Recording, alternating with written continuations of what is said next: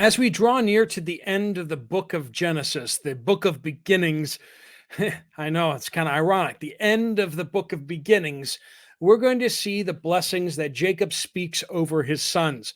They are blessings, they are curses, they are prophecies over the 12 tribes of Israel. And so we're going to be seeing kind of what he has to say about them. And there is going to be an accounting for the mistakes and for the evil that they have done. We're also going to see some prophecies that are going to carry out into the tribes themselves and how they interact with each other. And it explains quite a bit about what's going on.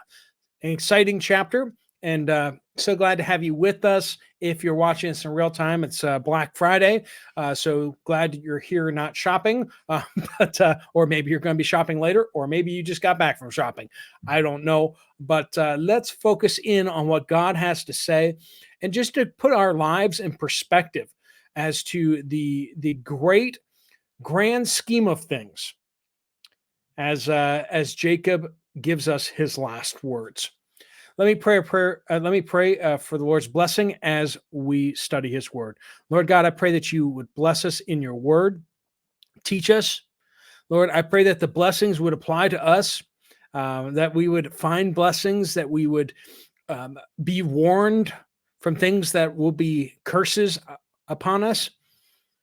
Lord, help us to learn from the mistakes of these men and to learn from the blessings and the successes of them. Lord, that as those who have been grafted in by faith, that we would understand and see the grand scheme of things of what you are doing. Lord, we pray these things in Jesus' powerful name. Amen. All right, we are in Genesis chapter 49. There are 50 chapters in the book of Genesis, if you didn't already see that. So we will have one more episode on Monday, and that will wrap up the series. And we will take a little bit of a break again, and then we will restart with a new book of the Bible once I have de-stressed my life. A lot of time goes into making these videos for sure. But it is totally worthwhile. Any time spent in the Word of God is a blessing to me, and it's been a blessing to see so many of you coming along for the ride with these. All right, so Jacob's last words, that's not in scripture, that's just, the publisher's notes there. Then Jacob called his sons and said, "Gather around, and I will tell you what will happen to you in the days to come. Come together and listen, sons of Jacob, listen to your father Israel. Reuben, you are my firstborn, my strength and my firstfruits of my virility, excelling in prominence, excelling in power. Turbulent as water, you will not excel, because you got into your father's bed and you defiled it. He got into my bed." That is speaking of the how Reuben slept with one of his mother-in-laws, I guess is the correct term. So one of the concubines, Reuben slept with her, and he is cursed because of that. Simeon and Levi are brothers. Their knives are vicious weapons. May I never enter their council. May I never join their assembly. For in their anger they kill men, and on a whim they hamstring oxen. Their anger is cursed, for it is strong, and their fury, for it is cruel. I will disperse them throughout Jacob and scatter them throughout Israel. Ouch. These are the two guys who did the whole thing with the foreskins and getting the whole city to become vulnerable, and then they went in and slaughtered them all. Remember that? Yeah. So Simeon and Levi, kind of bloodthirsty. And because of this massacre, they are cursed here. Levi will be the priestly tribe that will be spread out throughout all their people. And Simeon will be kind of the tribe that's going to be associated with Judah, but they're kind of encircled and kind of in the middle of Judah. And so they kind of get swallowed up by Judah. And so they kind of get dispersed as well. And that's something that's going to happen over history. This is being written down way, way, way before we even have the tribes finding their land, right? And so it's interesting to see these prophecies as they unfold throughout Scripture. These are words that are written down on paper by Moses, but they were prophesied by Jacob. So we've invalidated 3 of them so far. Now we come to Judah. Your brothers will praise you. Oh, that's a lot better, right? Your brothers will praise you. Your hand will be on the necks of your enemies.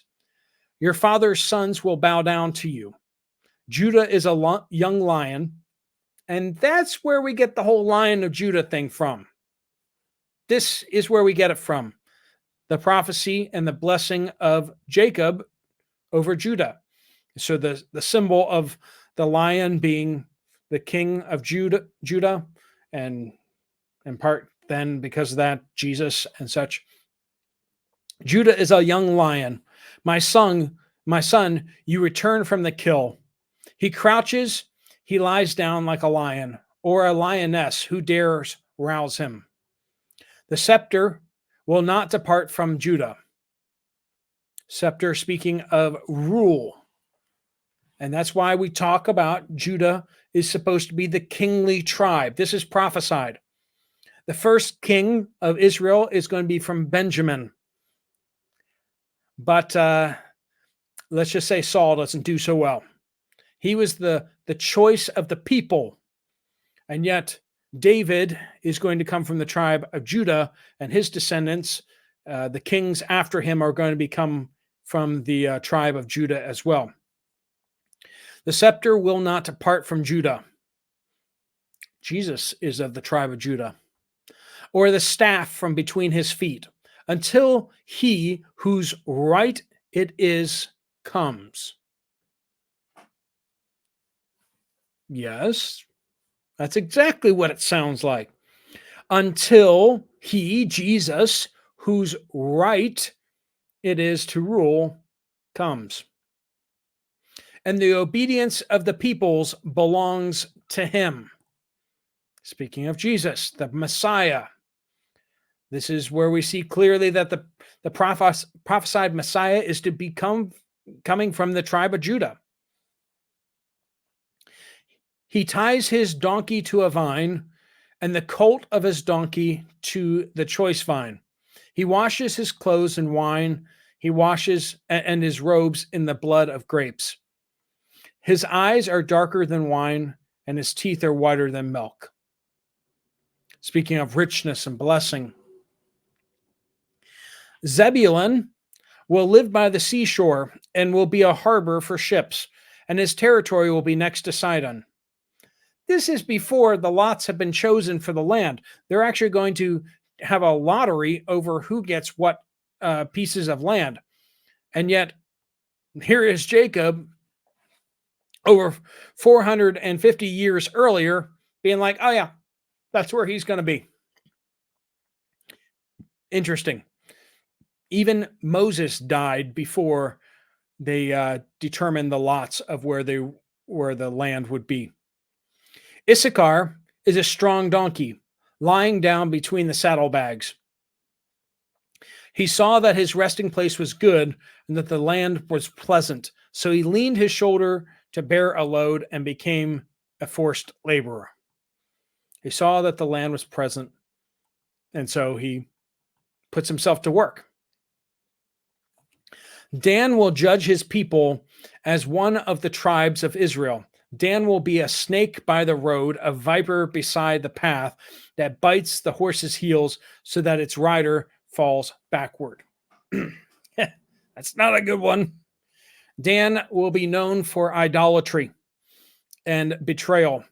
And in fact, they will be practically wiped out. They will be such wiped out that that they're they literally have a problem in the book of Judges with hey, unless we want one of these tribes of Israel to get like destroyed, we need to get them some women for these guys to get married because we've got a problem there. And so they come up with a whole scheme because they'd already sworn that they wouldn't give their daughters to the Danites. I wait for your salvation, Lord. Gad will be attacked by raiders, but he will attack their heels. So that's not a terrible one, right?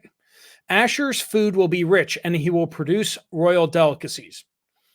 That's not too bad. That's not too bad.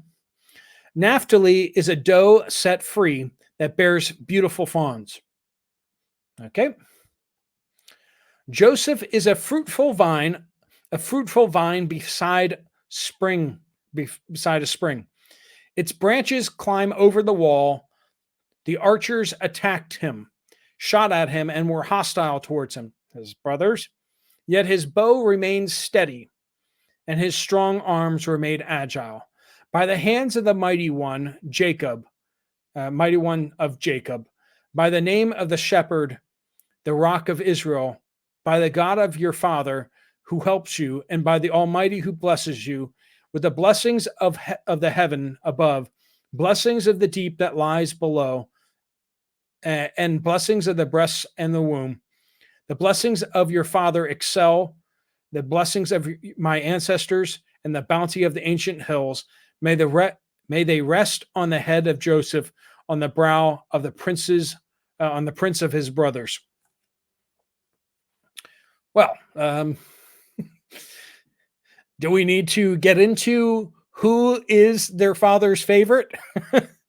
I mean, at a young age, he gets this magnificent long sleeve coat of many colors, and yet here at the end, he gets even more than that.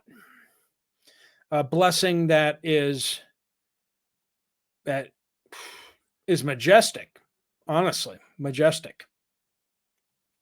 And finally, his brother Benjamin. Benjamin is a wolf. He tears his prey. In the morning, he devours the prey, and in the evening, he divides the plunder.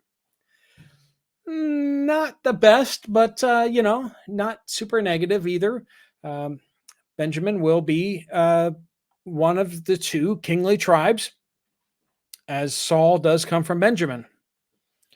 These are the tribes of Israel, 12 in all, and this is what their father said to them. He blessed them and he blessed each one with a suitable blessing. So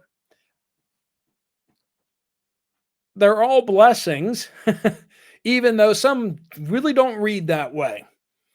There are probably additional blessings, additional things they said to them. Then he commanded them, I am going to be gathered to my people. Bury me with my ancestors in the cave in the field of Ephron the Hethite. The cave is in the field of Machpelah near Mamre in the land of Canaan. This is the field Abraham purchased from Ephron the Hethite as burial property. Abraham and his wife Sarah are buried there. Isaac and his wife Rebekah are buried there. And I buried Leah there. The field and the cave in it were purchased from the Hethites. When Jacob had finished giving charges to his son, he drew his feet into the bed, took his last breath, and was gathered to his people.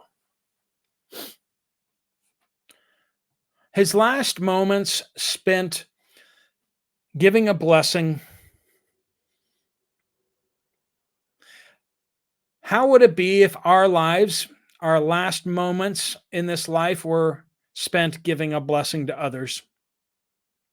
There are many people who spend their last minutes trying to gain courage or take something from others, get something that they still feel that they are lacking. And yet we see here Jacob is satisfied. He is full. He has received all the blessings of God. He doesn't need anything from them. He instead is giving to them the blessing of God. I pray that you don't wait until your deathbed in order to place your blessing upon your children. They should know what that is, but there's a preciousness to um, the last moments. And here we see Jacob was full of faith. He could see into the distance of what God was doing through his children, generations and generations beyond. By faith, he saw what was coming, and he tried to share that with his sons. Are we to be people who are just so desperately clawing around trying to gather all the things that we feel we need? Or are we going to be the people who spend the time with God to hear the voice of God so that we can give hope and encouragement to the people around us? Not because we need their thankfulness or their approval, but rather so that we can truly give and pass on the blessings that we've received, to pass them on to others. This weekend, this holiday weekend, hopefully you've taken some time to speak some deep words into some of your family members' lives. If you haven't taken that opportunity, you still have the opportunity. Consider well what you would say to them. And my challenge here is if you just can't get those words out of your mouth, if they're difficult, I challenge you to write them down. Write them down and pass them or mail them if you have to. Words that you don't want to go unsaid. We don't all have the opportunity to have a long, prolonged passing. For many people, it is a sudden encounter. And so make sure that you have those words of blessing given to your children, to other family members, so that they may know the blessing of God in their lives. Well, let me pray a prayer of blessing over you guys before we go. And we will see you once again on Monday to wrap up the book of Genesis. Dear Heavenly Father, I pray that you bless each and every one watching this video today. Lord, you see past our lives, down the generations. You see out to the nations that you are impacting through our lives. You see the big picture. And Lord, I know that you want to do some amazing things through the people that are listening to this video right now. You want us to be lights in dark places. You want us to share the gospel with people that no one else will. Lord, you would have us live our lives in a way that's pleasing to you, even when it's difficult. Lord, I pray that you give us the strength and the faith to walk the paths that you have set before us. That we pray all these things in Jesus' powerful name. Amen. All right, friends, if you want to check out some other Bible studies or you want to start getting prepared for when we take our break, there are some Bible studies up here on the screen. I will see you guys over there at one of them, or I'll see you guys later. God bless you all.